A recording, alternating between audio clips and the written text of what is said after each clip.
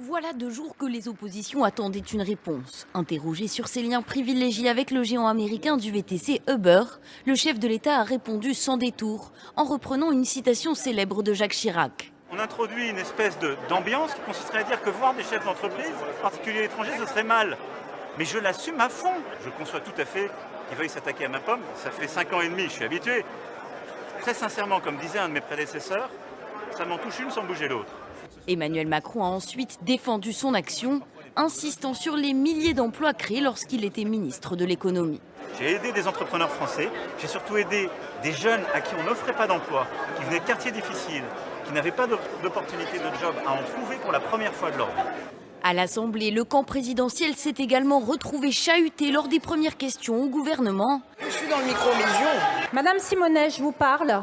Ici, une passe d'armes entre la députée LFI Danielle Simonet et la ministre chargée des petites et moyennes entreprises. Uber, le géant américain de l'évasion fiscale, de la casse de notre modèle social, a pu s'appuyer largement sur son VRP en chef, Emmanuel Macron. Quel est le pays qui a proposé en premier, Madame Simonet, une taxation des géants du numérique? La France, Madame Simonet. Quel est le pays qui a payé pour cela, sanctionné par le président Trump? La France, Madame Simonet. Comme l'a confirmé le patron du PS, Olivier Faure, la NUP réclame une commission d'enquête sur les liens entre Macron et Uber lors de son passage à Bercy. On lui reproche d'avoir bâti un deal dans le secret de son ministère et d'avoir peut-être même obtenu un financement indirect derrière, puisque c'est le lobbyiste de Uber qui a participé à la levée de fonds de sa campagne de 2017. Le Rassemblement national veut, lui, lancer une mission d'information. Moi, je suis ouvert à tout. Vous savez, j'ai été un ministre de l'économie qui s'est battu pour l'innovation, pour attirer des entreprises. Je continuerai de le faire. Je trouve que, honnêtement, je me félicite de ce que j'ai fait. Il y avait un système qui était plutôt un système de rente. Quand j'ai été ministre, je me suis battu pour qu'on ouvre des cars, pour qu'en effet des entreprises françaises et étrangères, parce que dans ces cas-là, il faut regarder toutes les entreprises, y compris françaises, qu'on a aidé à se développer. On a créé des milliers d'emplois, des milliers. Et ensuite, on était très en retard sur tous les autres pays européens. Et ensuite, quand je suis devenu président, on a régulé le secteur, sans aucune complaisance. On est le premier pays qui a régulé les plateformes, et ensuite on l'a poussé au niveau européen. Donc moi, je suis extrêmement fier. Mais vous savez quoi? J'ai aussi fait des rendez-vous avec le chef d'entreprise de Global Foundries qui a investi là. Et vous savez quoi? J'ai un scoop. Il est très difficile de créer des emplois sans entreprises et entrepreneurs. C'est très très difficile. Donc je continuerai à avoir des entreprises et des entrepreneurs pour les convaincre d'investir dans le pays. Et je ferai tout ce que je peux pour continuer d'ouvrir les secteurs où on bloque l'activité, pour continuer de créer des emplois. Parce que chaque jeune qui a pu avoir des opportunités de job grâce à ça, je m'en félicite. Non, mais on a régulé. J'ai jamais été naïf. Mais dans quel système on vivait dans notre pays?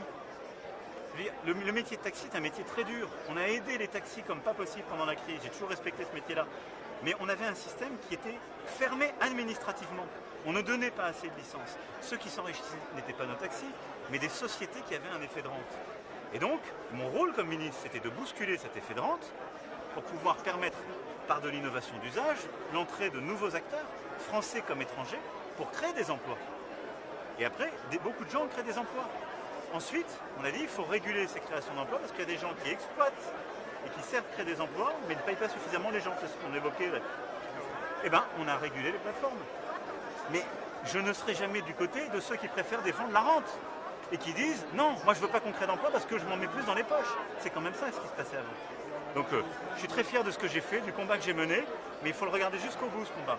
J'ai fait venir des entreprises, j'ai aidé des entrepreneurs français, j'ai surtout aidé des jeunes à qui on n'offrait pas d'emploi, qui venaient de quartiers difficiles, qui n'avaient pas d'opportunité de job à en trouver pour la première fois de leur vie, et pour des milliers d'entre eux.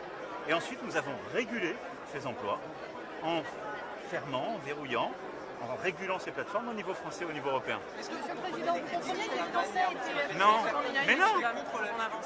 Mais pardon, non, j'étais... Mais pardon, ça c'est n'importe quoi. J'ai été ministre, donc le ministre que je suis a fait son travail. Mais simplement, on introduit une espèce d'ambiance qui consisterait à dire que voir des chefs d'entreprise, en particulier étrangers, ce serait mal. Mais je l'assume à fond. Et en vous regardant, j'ai vu des chefs d'entreprise étrangers, l'horreur. Je les ai vus, ça a toujours été officiel, avec des collaborateurs. J'en suis fier. S'ils ont créé des emplois en France, je suis hyper fier de cela. Et vous savez quoi? Je le referai demain et après-demain. Et nous sommes ici à Crolles. Pourquoi? Parce que également, il y a plusieurs mois, de manière confidentielle, parce qu'il fallait préserver le secret de la vie des entreprises, parce que c'est des milieux compétitifs, j'ai reçu le dirigeant de Global Foundries qui est là. Et le résultat, c'est quoi? On va créer ici 1500 emplois et on va investir 5,5 milliards d'euros. Voilà. Je considère que le rôle du ministre de l'économie que j'étais, le rôle aujourd'hui du ministre de l'économie et des finances comme du président que je suis, c'est de nous battre nous battre contre ce qui est un fléau en France depuis 3 décennies, c'est le chômage de masse.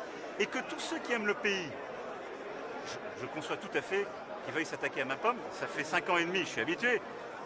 Très sincèrement, comme disait un de mes prédécesseurs, ça m'en touche une sans bouger l'autre. Je vous le dis en toute franchise. Mais parce que ils ont perdu la boussole. Quand on croit dans la justice sociale, dans l'égalité des chances, mais il faut se battre pour que les jeunes qui viennent de milieux difficiles aient des emplois. Ça n'a jamais été leur combat. Moi, ça a été le mien. Des jeunes qui peut-être votent pour eux aujourd'hui ont eu leur emploi grâce à ça.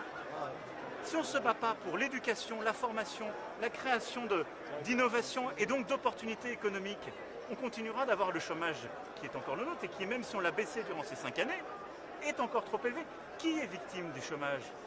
Les jeunes moins bien formés et les femmes et les hommes qui sont victimes aujourd'hui de discrimination. C'est ça la réalité. Si on veut se battre pour l'égalité des chances, il faut aller vers le plein emploi. Merci messieurs, dames, il faut qu'on avance. J'ai toujours été très transparent. J'ai toujours été hyper transparent, donc je ne vais pas faire votre travail. Et moi, très sincèrement, je suis très fier de ce que j'ai fait dans toute la durée. Et je continuerai de me battre. Y compris, monsieur le Président, quand un ancien cadre, désolé, il va falloir... Mais après, moi je me suis toujours battu, y compris contre eux. 1, pour que les gens respectent la loi. Et 2, pour la durcir pour les groupes qui ne payaient pas d'impôts sur notre sol. Et vous voyez, regardez, l'état de notre débat public. On est là. On est dans un moment essentiel de la vie du pays. On dit, on investit 16 milliards sur l'électronique. Et on parle de quelque chose, je vous fiche mon billet, dont dans un mois on ne parlera plus. Moi je vous parle de la France de 2030, de 2035, de la création de milliers d'emplois, aujourd'hui et demain, et de notre indépendance. Donc, remettons le cadre. Mais par quoi? Mais y compris par un ancien, il faut qu'on avance. Mais moi je viens de répondre à toutes les questions. Moi je me suis battu pour créer de l'emploi et de l'innovation. Je l'assume totalement et je continuerai de le faire chaque jour. C'est mon boulot. Ensuite, ces méthodes-là, je les ai combattues. Pas par des mots. On a pris la première régulation en Europe pour réguler les plateformes. Après, il faut s'attaquer. On critique les entreprises très bien, mais il ne faut pas tout confondre. Il ne faut pas confondre celles et ceux qui se battent dans les services de l'État, au gouvernement, dans les collectivités, pour créer des opportunités économiques et des jobs pour les jeunes de notre pays. Quand il y a des excès, on les combat. On a passé les premières régulations contre les excès des plateformes, pour créer un droit du travail qui n'existait pas. On l'a ensuite porté au niveau européen. La France a été leader pour porter la taxation minimale. Vous voyez, toutes ces choses-là, moi, c'est pas des mots, je me bats. Mais en même temps, il ne faut pas tout confondre. Qu'est-ce qu'il y avait en face, à l'époque? Des gens qui ne voulaient pas ouvrir le secteur. Et donc des gens qui préféraient détruire des emplois plutôt que laisser des jeunes avoir des jobs.